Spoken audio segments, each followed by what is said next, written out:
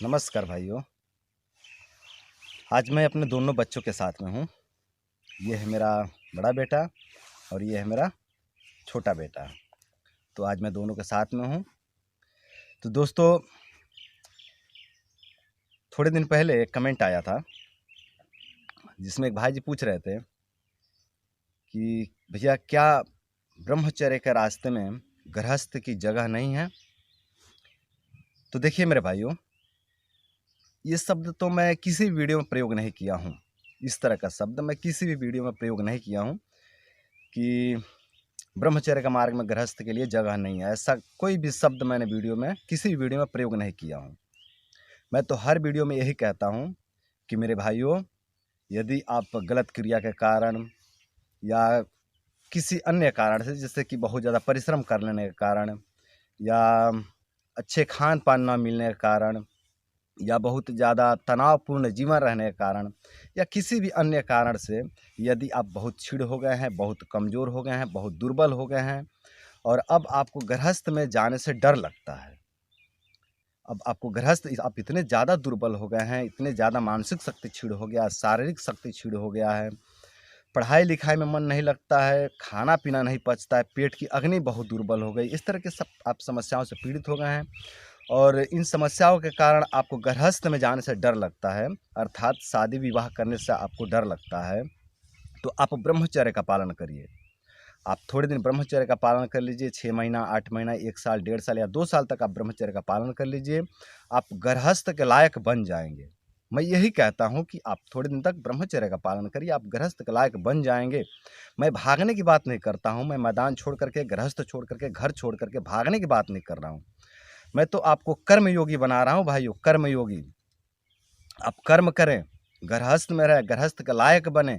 और यदि आप गृहस्थ में हैं, परिवार में हैं, शादी विवाह हो गया है, बच्चे हैं और आप बहुत ज़्यादा कमज़ोरी का सामना कर रहे हैं, बहुत ज़्यादा शरीर दुर्बल हो गया है किसी भी कारण से, चाहे अति मैथुन के कारण, चाहे बहुत ज़्यादा परिश्रम के कारण या किसी अन्य कारण से, जैसे कि बहुत ज़्यादा परिश्रम या फिर तनावपूर्ण जीवन रहने के कारण या फिर खान पान सही से न मिलने के कारण या फिर किसी रोग के कारण, इस तरह के समस्याओं के कारण आप बहुत ज़्यादा यदि आप कमज़ोरी का सामना कर रहे हैं तो थोड़े दिन तक आप ब्रह्मचर्य का पालन करिए।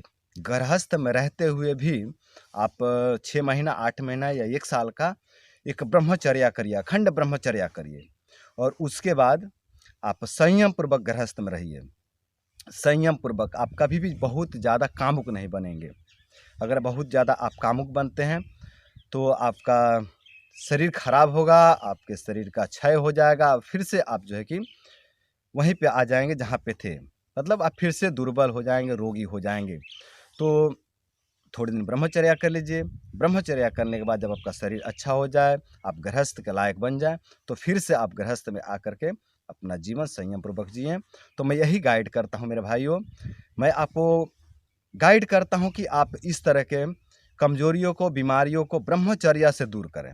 मैं यही बात कहता हूँ। मैं ये नहीं कहता कि आप गृहस्थ के लायक नहीं हो सकते कभी, या मैं ये नहीं कहता कि आप कभी गृहस्थ में जा नहीं सकते, या ये भी नहीं कहता कि आपको गृहस्थ में जाना नहीं चाहिए। नहीं, मैं ऐसा किसी वीडियो में नहीं बोला भाइयों। मैं खुद गृहस्थी हूँ, मेरे बच्चे हैं, मेरे परिवार हैं। मैं कोई हिमालय का सन्यासी नहीं हूँ और ना ही आपको मैं हिमालय पे जाने के लिए कह रहा हूँ।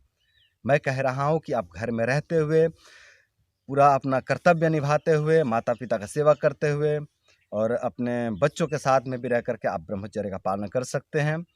और मैं ये भी कहता हूँ मेरे भाइयों कि इस जो वीर्य है अपना, ये केवल भोग के लिए नहीं है, ये केवल भोग के लिए नहीं है भाइयों। इस वीर्य से आप यश की प्राप्ति कर सकते हैं, धन की प्राप्ति कर सकते हैं, शरीर की प्राप्ति कर सकते हैं, आरोग्य की प्राप्ति कर सकते हैं। तो मेरे भाइयों, इस वीर्य को, इस एनर्जी को केवल वासना में खर्च ना करें, केवल वासना में खर्च ना करें। ये वीर्य आपके शरीर में बचेगा तो आपको एनर्जी मिलेगा, आपको बल मिलेगा। इस बल से आप धन कमा सकते हैं, परिश्रम कर सकते हैं, ज्ञान बाँट सकते हैं, ज्ञान का प्रचार प्रसार कर सकते हैं और इस तरह से कर्म करके आप धन की प्राप्ति कर सकते हैं, यश की प्राप्ति कर सकते हैं, मान सम्मान कमा सकते हैं, पुण्य कमा सकते हैं। तो मेरे भाइयों, मैं यही बात कह रहा हूँ कि आप लोग गृहस्थ में रहते हुए भी ब्रह्मचर्य का पालन करें। और यदि आपका शादी नहीं हुआ है, आप गृहस्थ में अभी नहीं गए हैं, तो आपके पास मौका है अभी। आप जब तक शादी नहीं होता तब तक ब्रह्मचर्या करिए। चाहे आपका उम्र 18 वर्ष हो, 20 वर्ष हो, 22 वर्ष हो या 24 वर्ष हो, यदि आपका शादी नहीं हुआ है तो आप ब्रह्मचर्या करिए जब तक शादी नहीं हो जाता तब तक। और यदि आपका उम्र 13 साल है, 14 साल है, 15 साल है, तो मेरे भाइयों इस तरह की गलती से बचिए। इस तरह के गलती से बचिए आप लोग। इस तरह के जो वीर्यनाश वाला जो आदत है, इससे आप लोग बचिए। केवल वीर्यनाश ही नहीं, मैं तो हर गलतियों पे मैं गाइड करता हूँ कि क्रोध ना करें। क्रोध से शरीर जलता है, नष्ट होता है। चिंता ना करें, चिंता करने से शरीर में वायु दोष का प्रकोप होता है।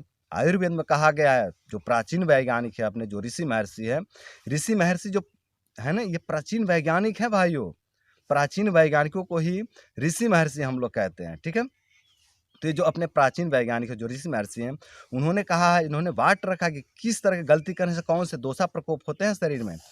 तो क्रोध करने से पित्त का प्रकोप बताया गया है। पित्त का प्रकोप होकर के शरीर जलता है, खून जलता है और खून दूषित हो जाता है क्रोध करने से। फिर अनंत व्याधियां जन्म लेते हैं शरीर में।